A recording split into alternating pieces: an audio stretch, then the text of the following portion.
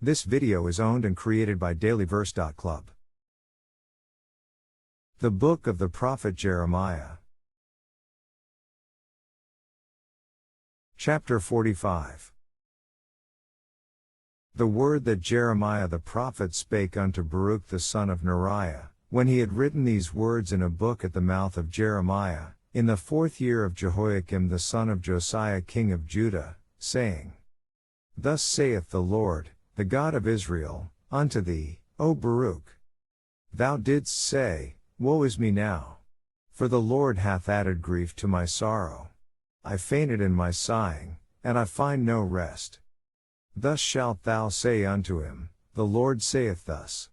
Behold, that which I have built will I break down, and that which I have planted I will pluck up, even this whole land. And seekest thou great things for thyself? Seek them not. For, behold, I will bring evil upon all flesh, saith the Lord. But thy life will I give unto thee for a prey in all places whither thou goest. This video is part of dailyverse.club. Visit for daily verses or to read the Bible.